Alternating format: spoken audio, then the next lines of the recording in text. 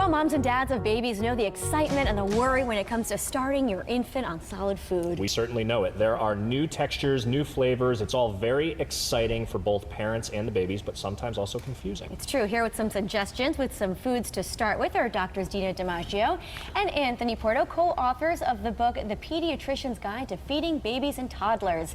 Guys, thank you so much for being here. Thanks for having us. This has been our life for a while, kind of struggling as to what to feed this little guy now that he has teeth and he's not interested in baby food. In fact, we have a little picture of Dante shoving ravioli in his mouth. True Italian.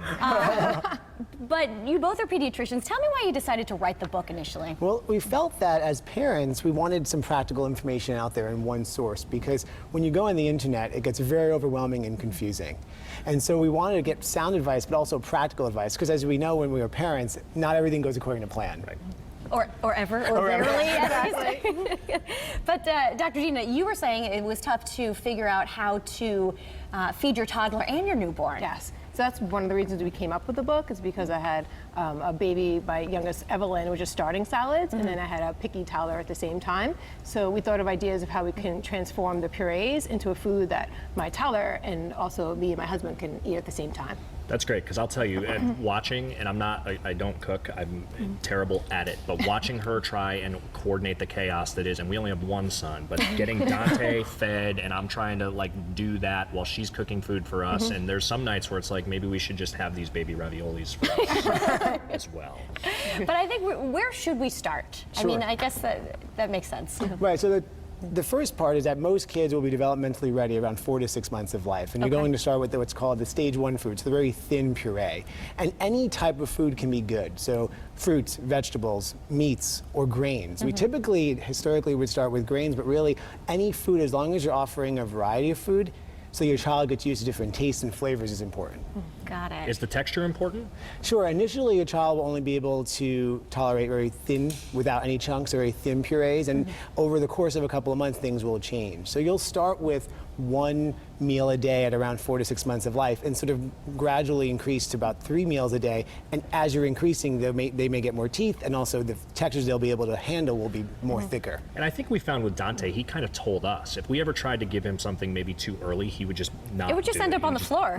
You just always go by your baby's cues. So when they start developmentally picking up things a little bit, then you can start on the finger foods. God, now is there anything we shouldn't give the baby in the first year? Yeah, that's a good question. So there are some foods you want to give under a year, such as honey and foods that contain honey, like honey sweetened cereals or honey graham crackers.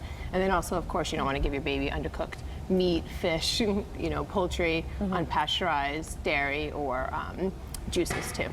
Got it. And now, what was interesting is that I never got into the habit of microwaving or warming the food. So I don't know if it's awful, but the baby is used to eating the food cold. I mean, that's okay? That's easier. It is Totally easier for fine. us. Go with the baby. Exactly. Even when you start with milk, if you get your child used to breast milk, or if you're using express breast milk or formula that's room temperature, it's a lot easier for the families than We should talk warming it up. about milk, though, because it's confusing as to when to start milk. You hear different things.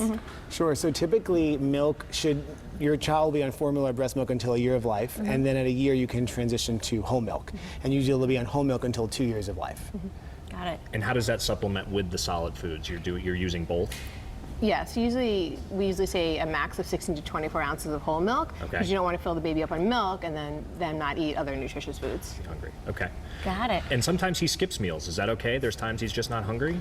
Totally fine. Yeah. All right. Sometimes my daughter would eat more than me at one sitting, and then the next few days later she'll eat nothing at all. It makes me so nervous. I'm like, Dante, you have to eat something. And Maybe that it's might the just be Italian because we in me, never but skip a meal. Right. Anytime we could be full, and it's just, oh, I got to eat. It's here. And as long as they're gaining weight normally, that's the most important thing. There are going to be days where they just don't eat as much as you think they should. Yeah. And doctors, you're going to be doing a book signing over in Westport coming up? Yes, we'll be at Barnes & Nobles on June 20th. Very good. Thank you so much for the advice. Thanks for having us. Great to meet you. Thanks for You too. coming. You too. Thanks. All right, coming up next.